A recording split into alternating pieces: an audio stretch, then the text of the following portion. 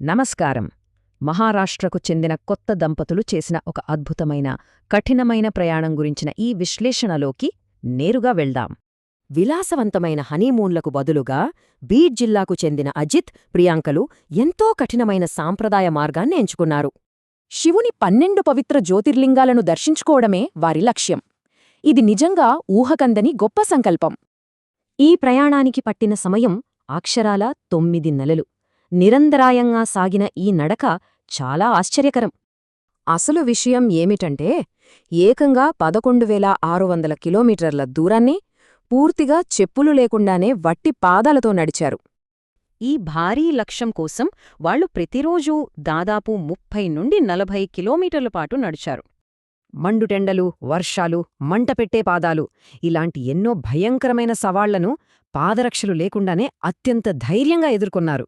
సోమనాథ్ నుండి కేదార్నాథ్ వరకు, శ్రీశైలం నుండి రామేశ్వరం వరకు భారతదేశ పటాన్ని తమ పాదాలతోనే గీశారు.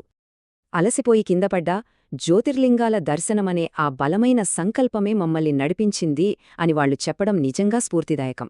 ఒక ఖచ్చితమైన లక్ష్యం, అంకితభావం ఉంటే ప్రకృతి కూడా ఖచ్చితంగా అండగా నిలుస్తుందని ఇది నిరూపిస్తుంది.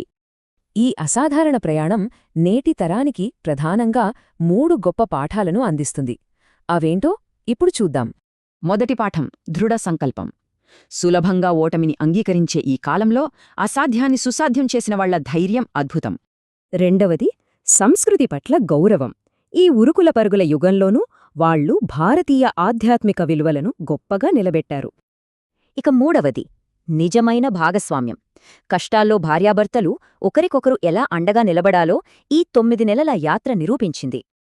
అచంచలమైన సంకల్పంతో సాగిన ఈ దివ్యయాత్ర మనిషి తలుచుకుంటే అసాధ్యం కూడా సుసాధ్యమే అనే అద్భుతమైన సందేశాన్నిస్తుంది. చివరగా ఒక ప్రశ్న: మనిషిలో ఇంతటి అంకితభావాన్ని రగిల్చే ఆ అత్యున్నతమైన లక్ష్యం ఇంకేమై ఉండొచ్చు? ఒకసారి మనమందరం ఊహించుకుందాం.